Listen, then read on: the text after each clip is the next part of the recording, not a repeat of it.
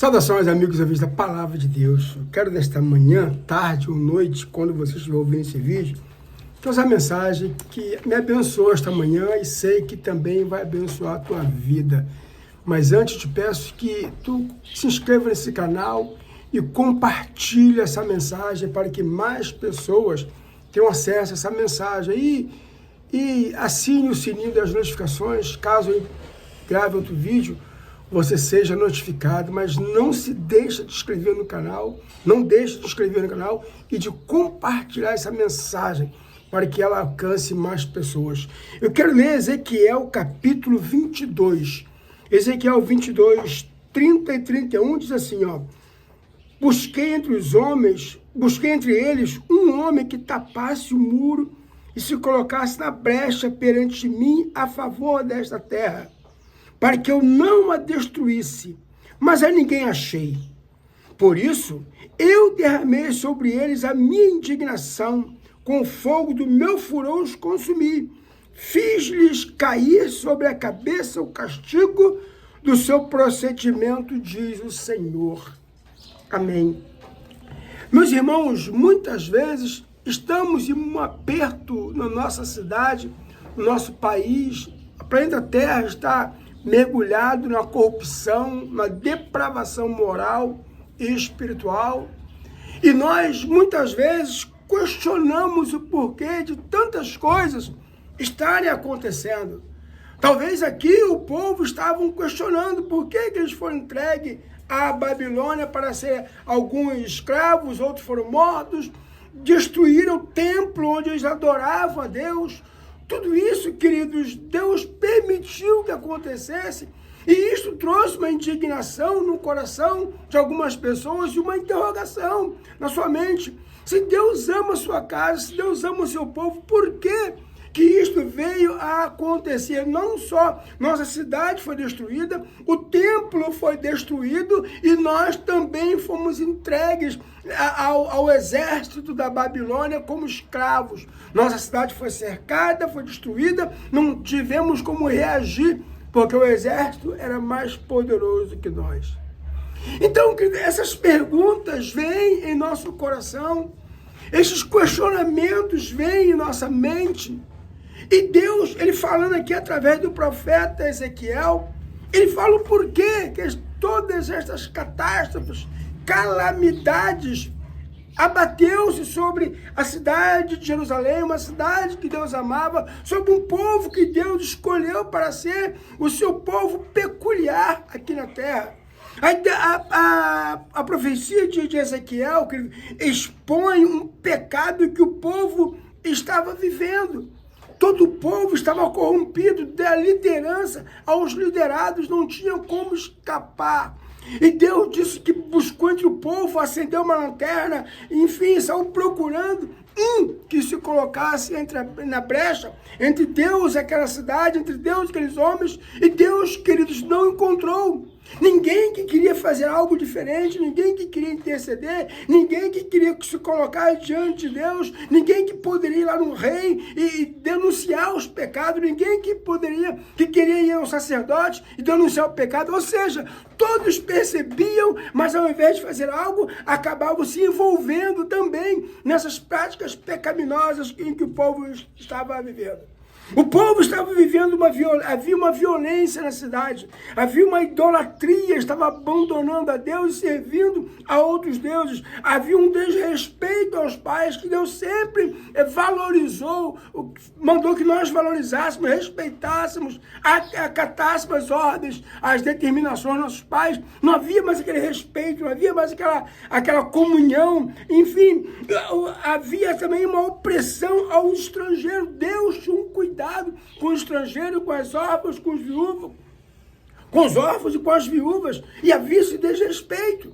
O povo não estava respeitando, havia uma imoralidade sexual na cidade, uma corrupção depravada, ou seja, assim que o povo estava vivendo e achando que Deus iria compactuar, iria deixar para lá, deixar a vida rolar. Não, querido, mas Deus tomou uma decisão. Primeira decisão que Deus tomou foi buscar um intercessor.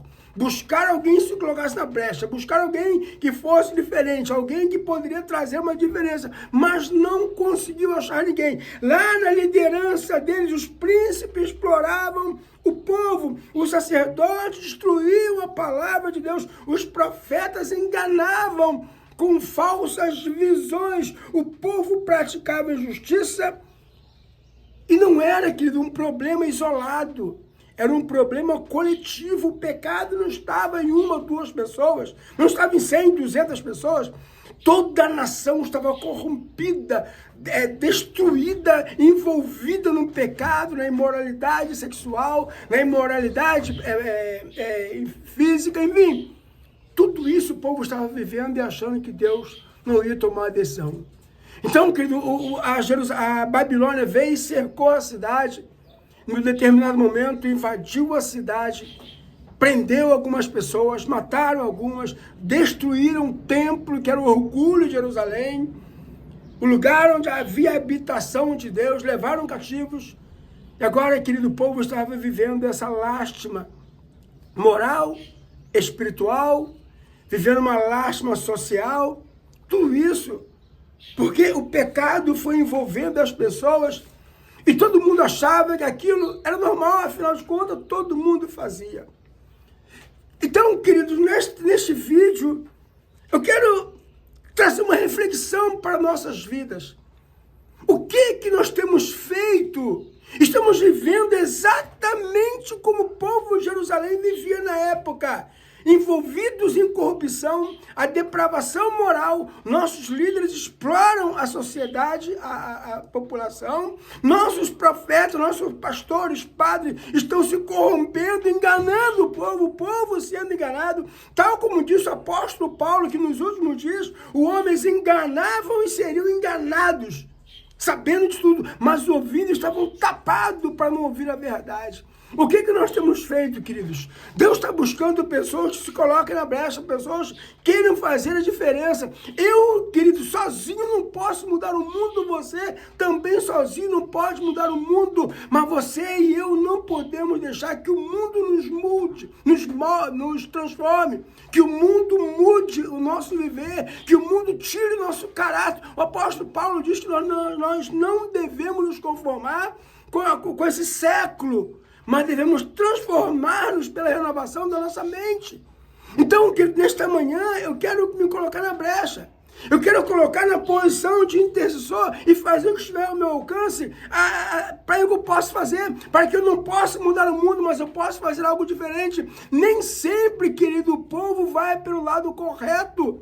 Nem sempre, às vezes, temos que nadar contra a direção. Às vezes, temos que nadar contra a correnteza. Às vezes, temos que ir de encontro à sociedade, às pessoas. Mas nunca devemos permitir que essa imoralidade, essa depravação moral, que essa corrupção, que esse pecado que domina o mundo, como diz a palavra, o mundo inteiro jaz no maligno, não podemos nos deixar contaminar por isso. E Deus conta comigo, e Deus conta com você para trazer uma mudança, não no país, mas na nossa vida, para que as pessoas possam ver. Talvez você vai tomar uma decisão hoje, de se colocar na brecha, em intercessão, em oração, fazer a tua parte, ninguém vai ver, ninguém vai bater palma, ninguém vai aplaudir. Mas certamente, querido, nosso Deus, nosso Pai, Ele está vendo. E um dia, alguém em algum lugar vai falar, aquele cara, aquela menina, aquela pessoa fazia a diferença, ele era diferente. Assim como Dorcas, semana passada eu falei em mensagens de áudio, falei que ela era mulher, que quando morreu as pessoas viram e sentiram falta dos bens que ela fazia para com as pobres. Uma mulher que se deu para a população, uma mulher que se deu para o reino de Deus. E eu e você, quando nós partimos desta vida, o que as pessoas vão dizer de nós?